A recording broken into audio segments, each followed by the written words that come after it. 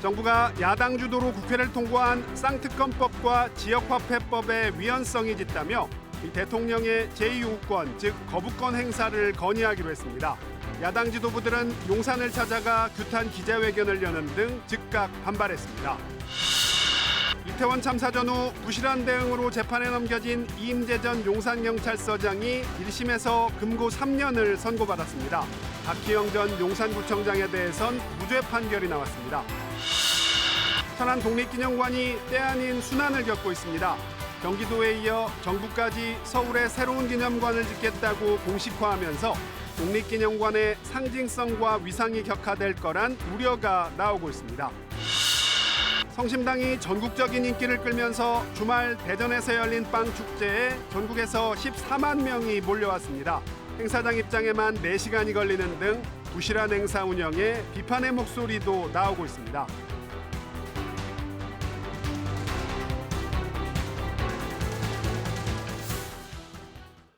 여러분 안녕하십니까? 대전 세종 충남 7시 뉴스 시작합니다. 정부가 야당 주도로 국회를 통과한 쌍특검법과 지역화폐법은 위헌성이 짙은 법안들이라며 대통령의 제2요구권, 즉 거부권 행사를 건의하기로 했습니다. 야당 지도부들은 대통령실이 있는 용산을 찾아가 규탄 기자회견을 여는 등 강하게 반발했습니다. 첫 소식 김용준 기자입니다.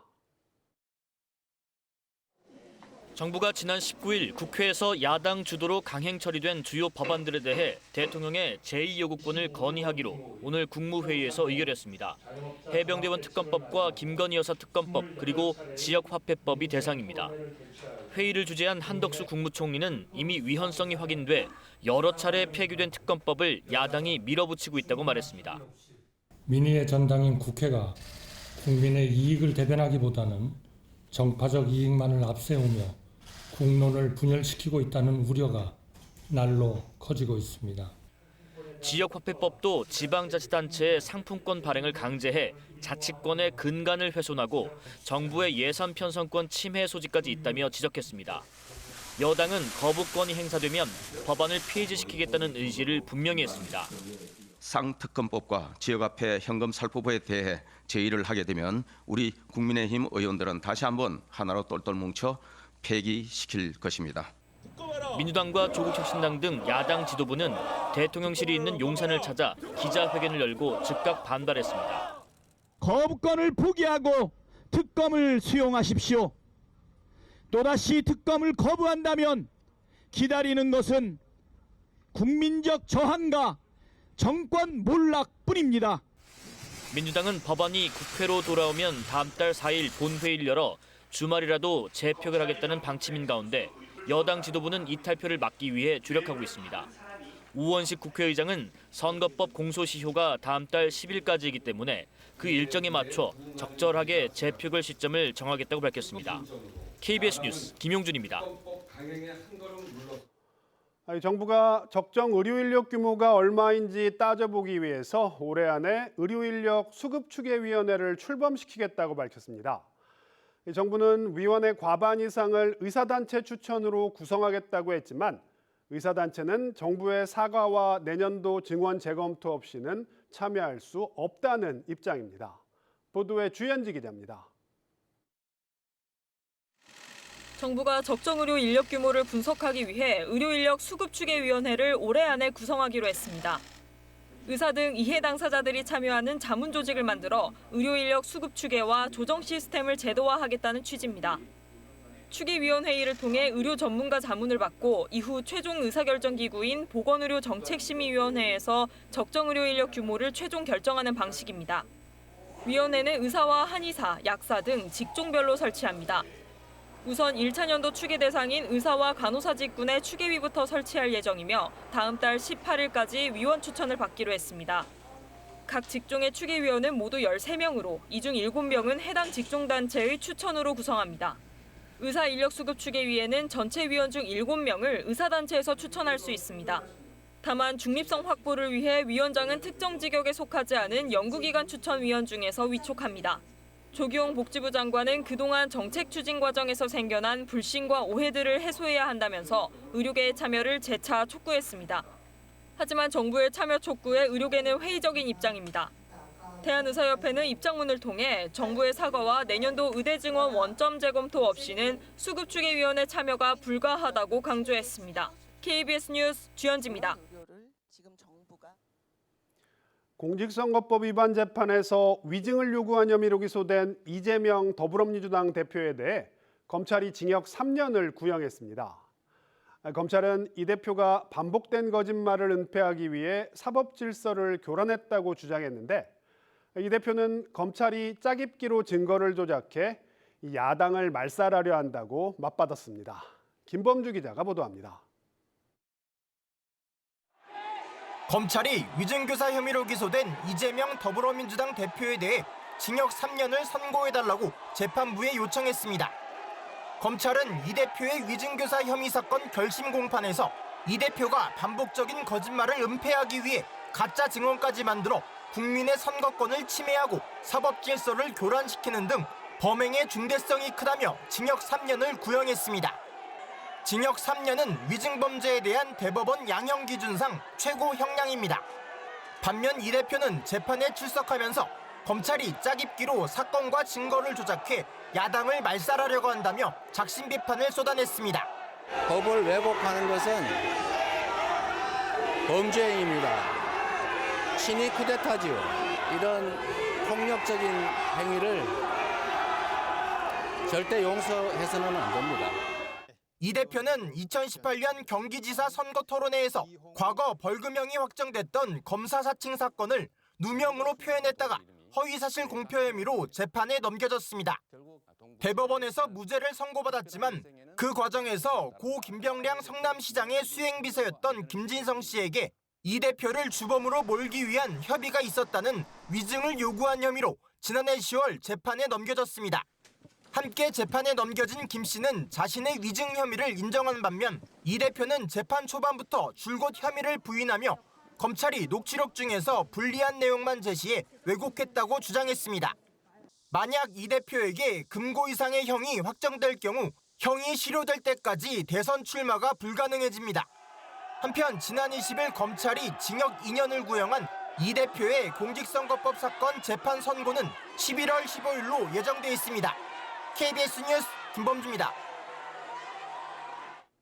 158명이 목숨을 잃은 이태원 참사와 관련해 부실 대응 혐의로 기소된 이임재 전 용산경찰서장에게 실형이 선고됐습니다.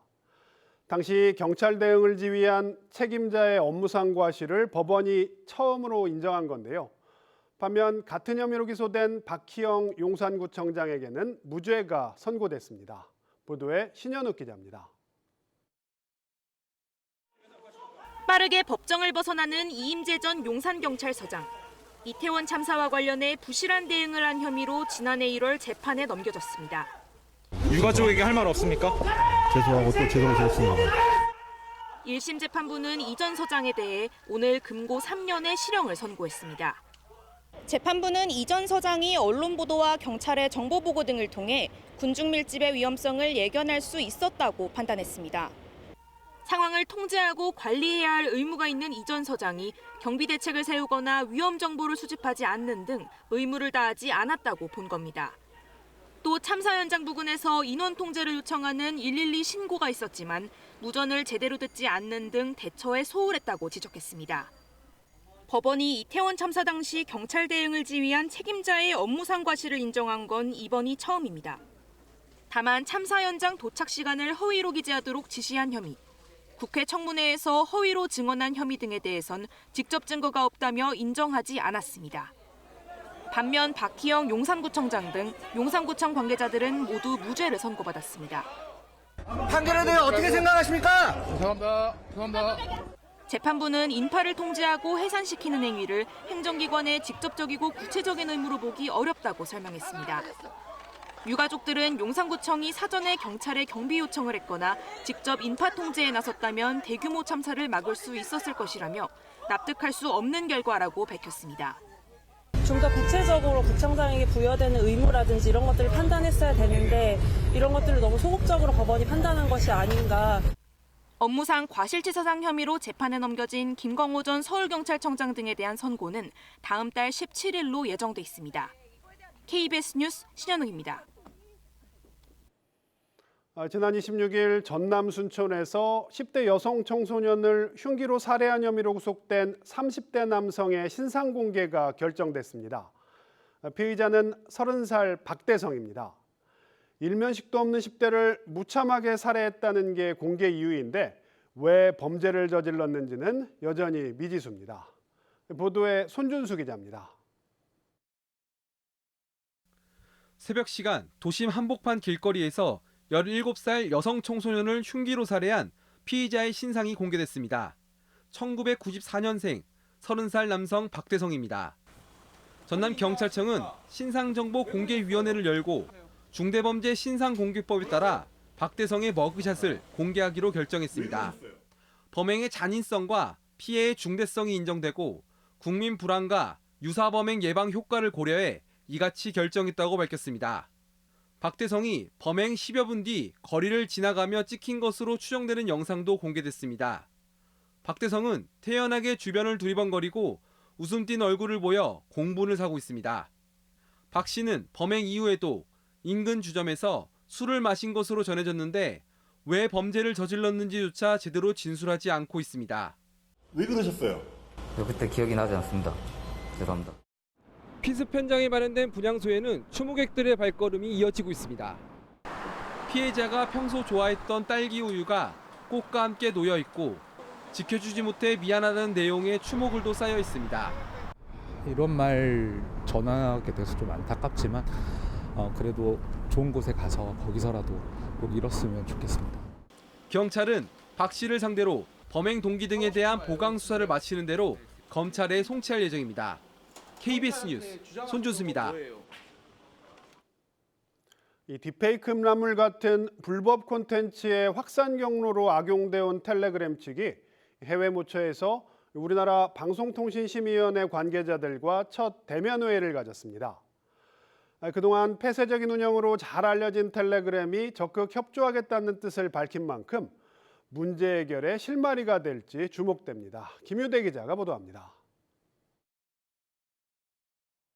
전 세계 10억 명가량이 이용하는 것으로 알려진 메신저 앱 텔레그램.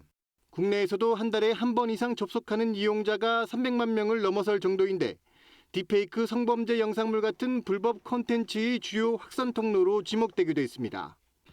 그러나 해외 플랫폼인데다 보안과 폐쇄성을 내세우다 보니 국내 심의기구 등과의 소통은 쉽지 않았습니다. 직통 전화번호도 없이 이메일로만 연락을 해왔는데 텔레그램 측 실무 책임자가 이례적으로 대면 회의에 처음으로 응했습니다.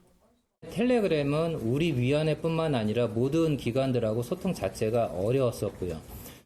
이틀에 걸친 회의에서 텔레그램 측은 디지털 성범죄 영상물은 물론이고 마약, 도박 등 각종 불법 정보에 대해 방심위의 삭제 요청 등을 적극 수용하기로 했습니다. 경찰, 방송통신위원회 등 한국 정부기관과도 적극적으로 협력하겠다고 밝혔습니다. 앞으로 텔레그램 내에 유통되는 불법 정보에 대해서는 무관용 원칙을 적용해 강력 대응하겠다고 약속한 것입니다. 방심위 측은 최근 한라인 구축 이후 삭제 요청한 디지털 성범죄 정보 148건을 텔레그램 측이 늦어도 36시간 이내에는 모두 조치 완료했다고 밝혔습니다. KBS 뉴스 김유대입니다. 민족의 성지인 독립기념관이 때 아닌 순환을 겪고 있습니다. 경기도에 이어서 정부까지 나서서 서울에 새로운 독립기념관을 짓겠다고 공식화하면서 독립기념관의 위상과 상징성이 격화될 거라는 우려가 나오고 있습니다. 한솔 기자가 취재했습니다.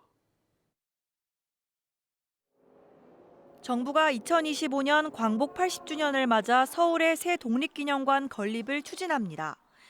국가보훈부는 총 사업비 245억 원을 들여 2027년까지 서울에 천안 독립기념관과는 별도로 새 독립기념관을 지을 계획이라고 밝혔습니다. 가칭 국내 민족 독립운동 기념관으로 다양한 독립운동 분야를 발굴해 알리겠다는 취지지만 사실상 기존 독립기념관과 기능이 중복됩니다. 천안시는 즉각 반발했습니다. 당초 독립기념관이 설치된 취지를 훼손시키는 아주 좋지 않은 결과로 이어질 것이 뻔하기 때문에 저는 단호히 반대할 수밖에 없다, 이렇게 말씀드립니다. 앞서 지난 8월 사상 처음으로 둘로 쪼개져 치러진 광복절 경축식 직후 경기도 역시 광복회와 경기도립 독립기념관 건립을 추진하기로 하는 등 곳곳에서 독립기념관 건립 사업이 잇따르는 상황. 독립기념관의 상징성과 위상이 추락하고 역할도 위축될 수밖에 없다는 우려가 나옵니다. 인구가 가장 많이 몰려있는 수도권에 독립기념관과 똑같은 기능을 하고 있는 기념관이 생긴다고 하면 천안에 있는 현재 독립기념관이 축소될 수밖에 없기 때문에 즉각 야당에서 친일 뉴라이트 기념관이라며 거친 비판을 쏟아내는 등 철회를 촉구하는 목소리가 나옵니다. 독립운동 기념관을 가장한 가짜 기념관이고 저는 국민을 분열시키는 기념관으로 보고 있습니다. 예산 심의 과정에서 이 부분에 대해서는 전액 삭감할 것임을 분명히 말씀드리겠습니다. 신임 관장 임명 논란부터 제2, 제3의 독립기념관 건립 움직임까지 독립기념관이 정쟁에 휘말리면서 독립기념관의 대표성과 위상이 흔들리고 있습니다. KBS 뉴스 한솔입니다. 성심당이 전국적인 인기를 끌면서 지난 주말 대전에서 열린 빵 축제에 전국에서 14만 명이 찾아왔습니다. 하지만 행사장 입장에만 4시간이 걸리는 등 부실한 행사 운영에 비판의 목소리도 나오고 있습니다. 황정환 기자가 보도합니다. 빵 축제를 찾은 인파 행렬이 도로를 가득 메웠습니다. 축제장 주변 카페 거리도 발 디딜 틈이 없습니다. 지난 주말 열린 대전 빵 축제는 성심당의 유명세에 힘입어 지난해보다 2만 명 많은 14만 명이 방문하며 흥행에 성공했습니다. 그러나 부실한 행사 운영이 도마 위에 올랐습니다. 대전관광공사 공식 SNS에는 4시간 대기했다, 축제 운영 이렇게 하지 마라 등 불만 글이 잇따랐습니다. 대전 빵 축제에 가지 말라거나 최악의 축제라는 유튜브 영상도 등장했습니다. 3-4시간 걸려서 입장을 하는 거는 좀 운영에 문제가 많았다고 보고 덕분에 많이 실망하고 돌아온 행사였습니다. 대전관광공사가 참가 빵집을 81곳으로 늘리는 등 올해 행사 규모를 키웠지만 원도심 활성화를 내세워 행사장은 비좁은 소재동 일대를 택했습니다. 게다가 방문객은 예상보다 더 많이 몰린 반면 주차장마저 확보하지 못해 혼란은 더욱 컸습니다. 사람들이 몰리게 되면 안전 문제라든가 여러 가지 문제가 발생할 수 있기 때문에 행사 장소를 구분해서 배치하는 것도 대안이 될 수 있겠다. 대전관광공사는 협소한 축제 장소와 장시간 입장 대기 등 문제점을 보완해 내년 축제에 반영하겠다고 밝혔지만 개선될지는 미지수입니다. KBS 뉴스 황정환입니다. 대전 중구가 내년 상반기에 발행할 예정인 지역화폐가 중단될 위기에 놓였습니다. 조례는 제정됐지만 구의회가 사실상 준비 예산 전액을 삭감했기 때문인데요. 기대가 컸던 중구 지역 소상공인들은 거세게 반발하고 있습니다. 성룡희 기자가 전해드립니다. 대전 중구 상인회장들이 한자리에 모였습니다. 중구 자체 지역화폐인 중구사랑 상품권이 도입 중단 위기를 맞자 대응책을 논의하기 위해서입니다. 중구의회는 최근 예산결산 특별위원회를 열고 중구가 추경 예산에 반영한 지역화폐 발행 준비 예산을 거의 전액 삭감했습니다. 시스템 구축비 등 3억 2천만 원 중 고작 지역화폐 발행위원회 참석 수당 600만 원만 예결위를 통과했습니다. 지난 7월 관련 조례를 통과시킨 의회가 2달 만에 제동을 걸고 나서자 상인들은 즉각 반발했습니다. 소상공인이나 자영업을 위한 행위를 해야지 무작정 정치 논리로 이렇게 삭감을 해버리면 내수 경기 같이 죽이는 거 아니겠습니까? 국민의힘이 다수인 중구의회 예결위는 재검토가 필요하다는 입장입니다. 계획이라든지 앞으로의 추진 방향이라든지 이런 부분들이 많이 좀 미흡한 부분이었고 조금 더 심사숙고해야 하지 않나. 지난 4월 보궐선거로 당선된 뒤 핵심 사업으로 지역화폐 발행을 추진해온 민주당 소속 김재선 구청장은 내년 상반기 발행 차질을 우려하고 있습니다. 우리 소상공인들의 75%가 폐업 위기에 내몰려 있습니다. 가능한 빨리 준비해서 지원하는 것이 맞고요. 중구의회가 금요일 본회의에서 추경 예산을 확정할 예정인 가운데 상인들이 규탄 집회를 예고하고 있어 지역화폐를 둘러싼 갈등이 고조되고 있습니다. KBS 뉴스 성용입니다. 프로야구 한화이글스가 결국 가을 야구 문턱을 넘지 못했습니다. 한화는 어제 치러진 경기를 마지막으로 60년의 역사가 깃든 이글스파크와도 작별하게 됐는데요. 이 한화 이글스의 올 시즌을 김예은 기자가 숫자로 정리했습니다. 한화 이글스의 올 한 해는 어느 때보다 다사다난했습니다. 한화의 1년을 이렇게 6가지 숫자에 담아 하나씩 풀어보겠습니다. 프로야구가 개막한 지난 3월, 한화는 단숨에 1위까지 치고 올라갔습니다. LG와의 개막전에서 진 뒤로 내리 7연승 행진을 이어갔습니다. 그러나 올해는 달라졌던 걸 보여준 것도 잠시. 한 달 만에 연패의 늪에 빠지며 5월은 결국 꼴찌까지 추락했습니다. 개막 2달 만에 최원호 감독을 경질하고 베테랑 김경문 감독을 영입했습니다. 한화 이글스와 함께 팬들과 함께 꼭 우승의 도전 또 꼭 우승을 하고 싶습니다. 올 시즌 한화 이글스를 넘어 프로야구의 가장 큰 관심사는 바로 류현진이었습니다. 메이저리거 류현진은 지난 2월 오키나와 스프링 캠프부터 한화로 돌아왔습니다. 최근 롯데자이언츠전에서는 6회 동안 1점만 내주며 시즌 10승을 달성했습니다. 류현진이 한국 무대에서 10승을 올린 건 지난 2011년 이후 13년 만이었습니다. 미국 해외 진출하기 전에 건강하게 돌아오겠다는 약속을 했었는데 그 부분을 지킬 수 있을 것 같아서. 이렇게 꿈 같은 류현진의 복귀 때문이었을까요? 한화 팬들의 팬심은 올해 폭발했습니다. 올 시즌 한화의 매진 경기 기록은 47회. 그동안 KBO에서는 1995년 삼성 라이온즈가 세운 36회 매진이 최다였습니다. 새 구장으로 옮기기 전 이글스파크에서 한화가 새 기록을 쓴 건데요. 이글스파크는 1964년 1월부터 61년 동안 지역민들과 함께 해왔습니다. 프로야구 1군 경기장 중에선 가장 오래된 곳이기도 하죠.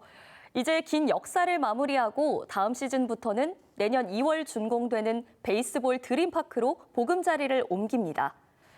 그렇다면 이번 시즌 이글스파크를 찾은 누적 관중은 몇 명일까요? 80만 4,204명입니다. 홈경기 매진 신기록과 함께 구단 창단 이래 처음으로 한 시즌에 80만 관중을 돌파했습니다. 한화의 보살 팬들은 성적과 상관없이 언제나 뜨거운 관심을 보여주고 있죠. 내년부터 옮겨갈 새 구장은 현재 12,000석에서 2만여 석까지 좌석이 늘어나는데요. 이렇게 좌석 수가 느는 만큼 내년에는 시즌 관중 100만 명을 넘어서는 새로운 기록이 기대됩니다. KBS 뉴스 김예은입니다. 보신 것처럼 한화 이글스가 가을 야구 진출에 대한 희망을 시즌 마지막까지 이어갔는데요. 아쉽게 끝난 올 시즌을 한번 되짚어보고요. 내년 시즌에 대한 전망을 이야기해보는 시간 갖도록 하겠습니다. 여정권 스포츠평론가 나오셨습니다. 평론가님 어서 오십시오. 네, 안녕하세요. 네, 반갑습니다. 자, 8월, 9월 정말 한화가 뜨거웠습니다. 파란 유니폼 입고 이변을 일으키나 했는데 아쉽게 마무리가 된 것 같아요. 먼저 올 시즌. 한 시즌을 좀 전반적으로 평가를 해주신다면 어떻게 보셨습니까? 일단은 한화 이글스가 어제 NC 다이노스하고의 마지막 시즌 최종전에서 패하면서 66승 76패 2무. 승률이 이제 4할 6푼 5리로 현재 이제 8위로 시즌을 마감을 했는데 내일이죠. 롯데자이언츠가 만약에 NC 다이노스에게 패하면 한화가 7위로 시즌을 이제 마감하게 되고 사실 지난 시즌 58승의 승패 마진이 마이너스 22였어요. 그래서 9위 했죠. 근데 이제 올 시즌에는 66승에 76패니까 승패 마진이 마이너스 10. 상당히 많이 성장은 한 시즌이다. 이렇게 좀 평가를 할 수가 있을 것 같습니다. 지난 시즌보다는 확실히 성장을 하긴 했다. 그렇습니다. 그리고 이제 중요한 건 2018 시즌 이후 6년 만에 시즌 마지막까지 지금 말씀해 주신 것처럼 좋은 경기력을 보이면서 가을 야구에 대한 그런 희망을 좀 이어갔다라는 것이 내년 시즌에 대한 희망도 함께 가져볼 수 있지 않겠나 그렇게 좀 평가를 하고 싶습니다. 네. 내년 시즌에 대한 희망을 얘기하기 전에 저희가 그래도 올 시즌을 좀 더 들여다 본다면 뭐 그래야 뭐 내년엔 가을 야구를 할 수 있을지 저희가 기대를 해보니까요. 자, 결국에는 뭐 가을 야구행 티켓을 따는 데는 실패를 했습니다. 이제 막판에 어떤 점이 좀 부족했다고 보세요? 일단 뭐 가장 중요한 거는 선수들의 어떤 경험 부족? 그래. 그리고 좋은 경기력을 가지고 좋은 페이스를 유지하는 그런 방법들에 대해서 요령이 좀 부족했다라고 생각이 들고요. 사실 야구는 기본적으로 한 베이스를 좀 더 가고 한 베이스를 덜 주는 스포츠잖아요. 근데 하나는 반대로 했다라는 거죠. 그런 세밀함, 디테일한 부분에서 조금 아쉬운 부분이 마지막에 있었고 특히 가장 결정적인 장면은 9월에 문동주 선수가 부상으로 이탈한 장면. 그 장면이 결정적인 장면이 됐고요. 그로 인해서 5연패를 하면서 5위하고 한 게임 차에서 4경기 이상이 벌어지는 그런 장면. 그리고 9월에 타격 부진이 너무 심했어요, 사실. 9월에 5연패 했다고 말씀하시는 거는 LG와의 그렇죠. 그 LG하고 불펜데이 2경기 연패하고 5연패를 했기 때문에 그때 조금은 사실상 가을 야구에서 좀 멀어지지 않았나 그런 생각이 들고 노시환, 페라자, 안치홍 이런 주요 선수들이 타격이 9월에 너무 안 좋았기 때문에 좀 그런 부분이 좀 영향을 주지 않았나 그렇게 생각이 듭니다. 중심 타선들이 가을 들어서 제 역할을 좀 못했다. 네. 반면에 뭐 공격 부분은 그렇게 정리를 하고 투수 부분 먼저 좀 얘기를 해볼게요. 투수하면 사실 류현진이잖아요. 류현진 복귀 이후에 사실 하나가 불타올랐던 건데 자 류현진 선수의 이번 시즌은 어떻게 평가하십니까?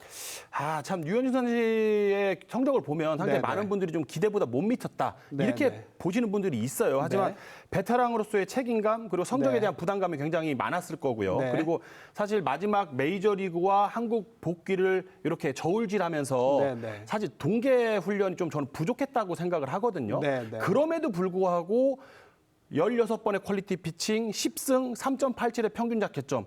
류현진이었기 때문에 가능했다. 이런 정상급 어쨌든 퍼포먼스를 보여줬기 때문에 류현진의 복귀는 저는 성공적이었다고 평가를 하고 싶습니다. 이번 시즌은 성공적이었다고 보시는데 그렇죠. 지금 류현진 선수에 대해서 좀 부정적으로 걱정하시는 분들은 이제 나이를 걱정하시는 분들이 많거든요. 그래서 이제 에이징 커브가 왔다라고 평가하는 분들도 있어요. 하지만 제가 조금 전에 말씀드렸듯이 동계 훈련을 정확하게 완벽하게 치르지 않은 류현진이었기 때문에 올 시즌의 마무리 캠프부터 차근차근 준비를 하면 한 살 더 먹은 류현진이지만 저는 내년 시즌에 올 시즌보다는 더 좋아질 가능성이 더 크다. 이렇게 보는 거죠. 훨씬 더 잘 그렇습니다. 적응을 할 수 있을 거고. 그리고 ABS 시스템이나 한국 그런 그 무대의 적응력 이런 것들이 조금 시즌 초반에 좀 어려움이 있었기 때문에 그거는 뭐 다 이제 극복이 됐다라고 보고요. 뭐 굉장히 영리한 투수니까요. 저희가 내년에 기대를 해보도록 하고요. 자. 뭐 아까 중심 타선 같은 경우에는 좀 가을 들어서 제 역할을 못 해줬다고 하는데 타선 쪽 얘기 좀 다시 해보죠. 타선에서 이건 그래도 팀을 이끌었다 아니면 기대 이상의 성적을 냈다 이렇게 평가하시는 타선이 공격 타자가 있다면 누구 꼽으시겠습니까? 여러 명이 있죠. 사실 미생에서 잇몸에서 조금 이제 주전으로 올라선 뭐 김태현이라든가 장진혁, 이도윤 그리고 신인 황영묵 이런 선수들이 그래도 버텨졌기 때문에 하나가 그래도 가을 야구에 도전할 수 있었던 상황이 좀 만들어지지 않았나. 하지만 아직까지는 그 선수들만으로는 하나가 계속해서 승리를 이어갈 수는 없는 하나이글스의 전력이기 때문에 그래서 중심 타자들이 내년에도 아마 좀 더 힘을 내줘야 될 것 같습니다. 중심 타자들과 이런 신예들이 내년에 힘을 낸다면 가을 야구 충분히 해볼 만하다. 거기에 이제 외국인 선수들이 어떻게 해결이 되느냐가 가장 큰 관건이 될 것 같아요. 외국인 선수하면 얘기 안 할 수 없는 게 저는 정말 감동적으로 봤는데 대전 예수, 와이스 선수, 뭐 거의 미국 독립리그를 전전하다가 뭐 KBO 리그 정상급 최정상급 아닙니까 그 정도면 어떻게 보세요? 그렇죠. 뭐 스위퍼도 굉장히 좋고요. 직구 스피드도 150km를 뭐 상회하고 사실 소위 말해서 단기 알바 처지에서 정규직으로 전환이 됐단 말이에요. 그 정도로 간절한 선수이기 때문에 만약에 하나이글스가 재계약을 한다라고 하면 와이스가 조금 더 준비를 해서 한국 타자들하고 승부를 하는 데 있어서 내년 시즌에는 좀 더 좋은 결과물을 낼 수 있다라고 저는 판단이 됩니다. 반면에 페라자 선수는 어떻게 보십니까? 저희가 시즌 초에 기대가 너무 높았어요. 페라자가 사실 첫 시즌인데 100만 달러를 채워서 데리고 온 용병이란 말이죠. 그런데 시즌 초반에 비해서는 부상 이후에 페이스가 상당히 많이 떨어졌고 수비적인 측면에서도 상당히 좀 아쉬움이 그런 부분이 있었단 말이죠. 그리고 다른 구단의 외국인 타자들과의 비교를 했을 때 상당히 조금 그 결과물이 조금 네. 아쉬움이 있기 때문에 지금 네. 하나이글스 입장에서는 상당히 고심을 해야 되지 않을까 그렇게 네. 좀 판단이 됩니다. 자, 이제 뭐 투타를 통틀어서요. 내년에 가을 야구를 가려면 이 선수가 좀 키플레이어 역할을 해야 된다. 이렇게 좀 얘기하고 싶은 선수가 있다면 내년 시즌 누구를 꼽으시겠습니까? 투수는 문동주. 타자는 노시환입니다. 네. 두 선수가 투타의 핵심이고 젊은 자원들이기 때문에 네. 올 시즌은 상당히 아쉬웠단 말이죠. 네, 어쨌든 네. 그 선수들이 잠재력을 폭발시켜야지만 네. 하나이글스가 조금 더 좋은 성적을 거둘 수 있을 거라고 봅니다. 역시 기둥이 서 있어야 그렇죠. 팀이 굳건하게 지킬 수 있다. 그렇습니다. 예. 그리고 저희가 좀 이제 내년에 투입이 될 텐데 올해 드래프트 1위 계약금 5억 원 정우주 선수. 이제 고교 신인 투수가 내년에 이제 프로 데뷔를 할 텐데 어떻게 좀 순항이 가능할까요? 어떻게 보십니까?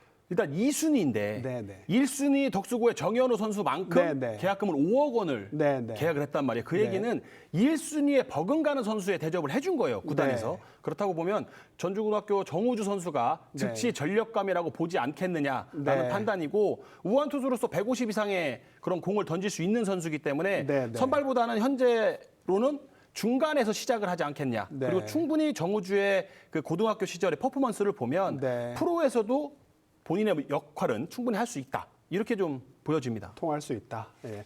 마지막으로요. 이제 한화가 이글스파크 한밭운동장을 떠나서 그렇죠. 내년에 베이스볼 드립파크에서 이제 처음으로 이제 개막전부터 치르잖아요. 자, 새 야구장이 내년 한화 성적에 어느 정도 뭐 영향을 줄 거라고 보십니까? 어떻게 보십니까? 일단은 한화 선수들이 좀 낯설긴 할 테지만 네. 새로운 보금자리가 생긴 거잖아요. 네, 그러니까 네. 의욕도 넘치고 상당히 동기부여도 될 거기 때문에 네. 새로운 마음으로 새로운 구장에서 새롭게 시작해서 네. 다시 가을 야구로 갈 수 있는 네. 그런 원동력이 저는 되지 않겠나 그렇게 보입니다. 네, 알겠습니다. 오늘 말씀 여기까지 듣겠습니다. 평론가님 고맙습니다. 감사합니다.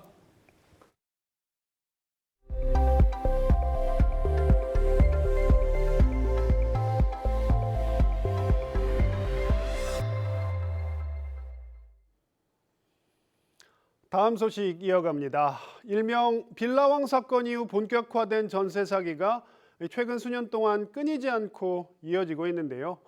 애써 마련한 목돈을 잃지는 않을까 이 세입자들의 우려가 큰 상황에서 건설사를 믿고 입주한 민간 임대 아파트에서도 보증금을 제때 돌려받지 못하는 황당한 일이 발생하고 있습니다.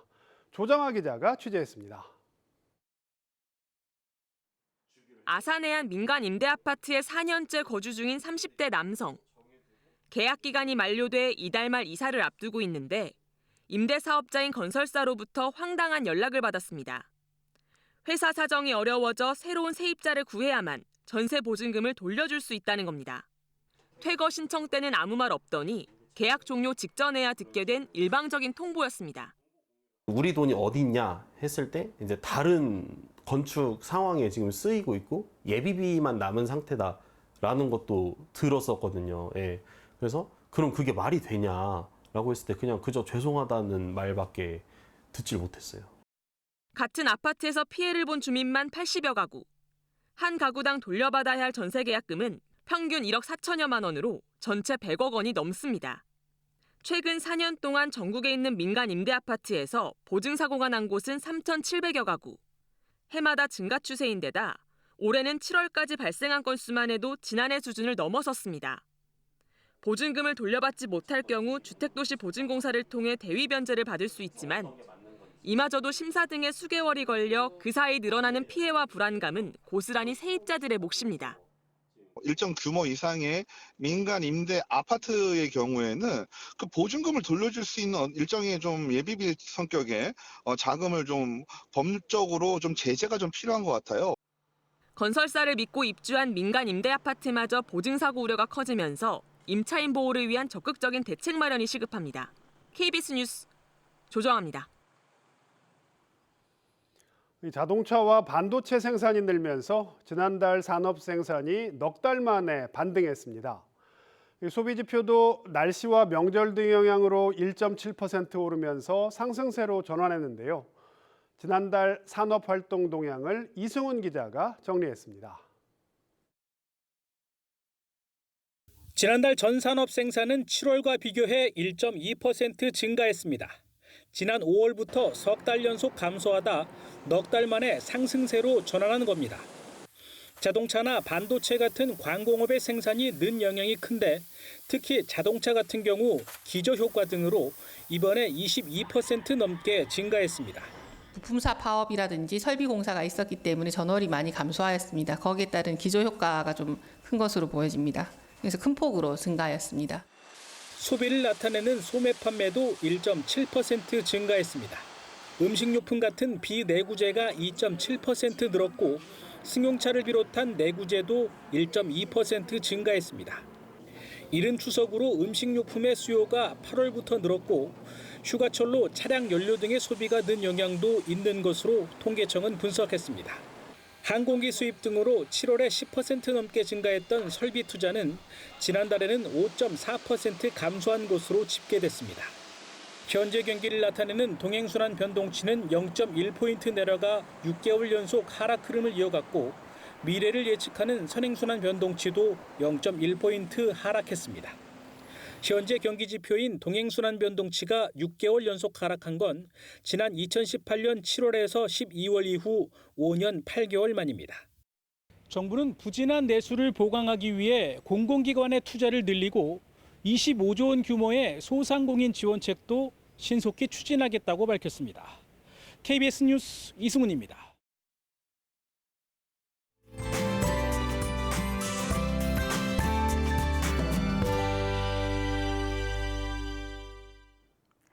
국군의 날인 내일은 아침부터 오후 사이 가끔 비가 오겠습니다. 비의 양은 5에서 10mm로 많지는 않겠고요. 저녁부턴 맑은 하늘이 드러나겠습니다. 비가 그친 뒤에는 찬바람이 강하게 불어들면서 날이 급격히 쌀쌀해지겠습니다. 내일 대전의 한낮 기온 23도로 오늘보다 5도가량 낮겠고 모레 아침에는 12도까지 떨어지겠습니다. 두터운 외투를 챙기시는 게 좋겠습니다. 내일 아침 금산이 15도, 대전 세종이 17도에서 출발하고요. 한낮에는 공주가 22도, 논산은 24도로 낮에도 선선하겠습니다. 충남 북부 지역의 아침 기온은 천안이 17도, 한낮에 서산과 아산이 22도를 보이겠습니다. 충남 남부 지역의 아침 기온은 청양이 16도에서 출발하고요. 낮에는 서천이 24도까지 오르겠습니다. 바다의 물결은 서해 중부 먼바다에서 최고 3.5m로 매우 높게 일겠습니다. 한편 제18호 태풍 끄라톤이 현재 타이완 남쪽 부근 해상을 지나고 있습니다. 수요일에는 방향을 틀어 북상을 시작하겠고 이후 진로는 무척 유동적이긴 하지만 우리나라에 영향을 줄 가능성이 있겠습니다. 앞으로 발표되는 태풍 정보를 잘 확인하셔야겠습니다. 당분간 찬바람이 불면서 쌀쌀하겠습니다. 급격한 기온 변화에 건강 잃지 않도록 옷차림 잘해주시기 바랍니다. 지금까지 날씨였습니다. 네, 오늘 준비한 소식은 여기까지입니다. 저희는 수요일인 모레 다시 찾아오겠습니다. 시청해주신 여러분 고맙습니다.